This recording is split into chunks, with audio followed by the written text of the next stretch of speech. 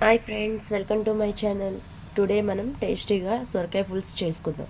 ముందుగా మనం ప్యాన్ పెట్టి, అంటే నేను కుక్కర్లో చేస్తున్నానండి. ముందుగా కుక్కర్ పెట్టి స్టవ్ ఆన్ చేద్దాం. దీనికి మనం ఒక ఆనియన్ పేస్ట్ చేసుకోవాలి, ఒక ఆనియన్ కట్ చేసుకోవాలి. సరే, ముందుగా కుక్కర్ పెట్టాం కదా, దీంట్లో హీటెక్కినాక కొంచెం ఆయిల్ వేద్దాం. ఆయిల్ హీటెక్కినాక ఆవాలు, మినపప్పు, కొంచెం జీలకర్ర, కొంచెం శనగపప్పు, 4 మెంతులు. ఒకసారి కలుపుకుందాం. ఒకసారి కలుపుకున్నాక కరివేపాకు యాడ్ చేసుకుందాం.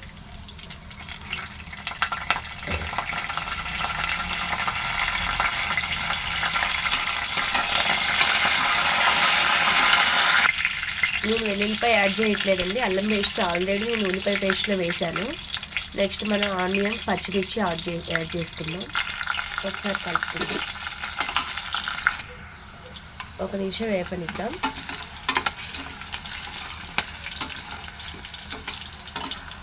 ఒక నిమిషం వేగనిద్దామండి. వేగింది కదండి, దీంట్లో మనం సొరకాయ ముక్కల్ని యాడ్ చేసుకుందాం. ఇలా యాడ్ చేసుకున్నాక ఒకసారి కలుపుకుందాం. ఇలా ఒకసారి కలుపుకున్నాక దీంట్లో మనం పసుపును, సాల్ట్ యాడ్ చేద్దాం.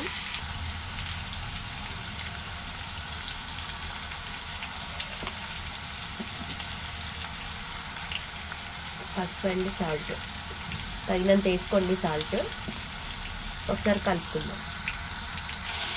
ఇలా కలుపుకున్నాక ఒక నిమిషం మూత పెట్టి ఉంచేద్దామండి, 5 మినిట్స్. అది వేగేలోగా మనం కొంచెం చింతపండు తీసుకొని నానబెట్టుకుందాం. ఈలోగా నానుతుంది కదండి, సొరకాయ పులుసు కదండి, దాంట్లో చింతపండు పడుతుంది. నెక్స్ట్ ఇది వేగినాక మనము ఉల్లిపాయ పేస్ట్ యాడ్ చేద్దాం. ఒకసారి చూద్దామండి. ఒకసారి కలుపుకుందాము.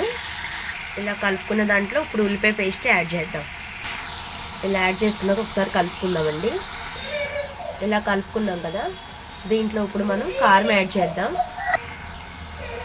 మీకు తగినంత వేసుకోండి. నేనైతే 1.5 స్పూన్ వేస్తున్నాను.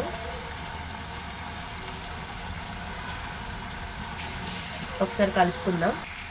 ఇలా కలుపుకున్న దాంట్లో మనం ఇప్పుడు నానబెట్టుకున్న చింతపండు గుజ్జు యాడ్ చేద్దాం. ఇలా ఆ గుజ్జు యాడ్ చేసినాక 1/2 కప్పు వాటర్ వేసుకుందామండి. ఒకసారి కలుపుకుందాం.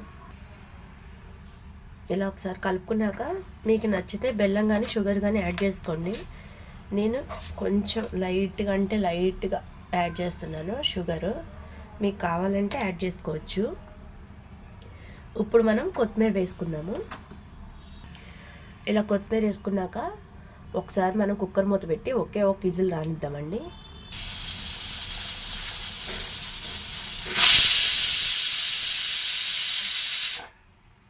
ఇలా ఒక విజిల్ వచ్చినాక స్టవ్ ఆపేద్దామండి.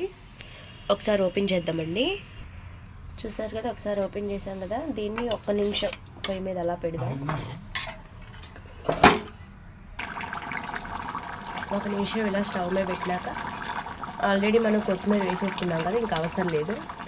అంతే అండి, ఎంతో టేస్టీగా సింపుల్గా సొరకాయ పులుసు బాగుంది. మీకు కనుక ఈ రెసిపీ నచ్చితే లైక్ చేసి సబ్స్క్రైబ్ చేయండి. Thank you.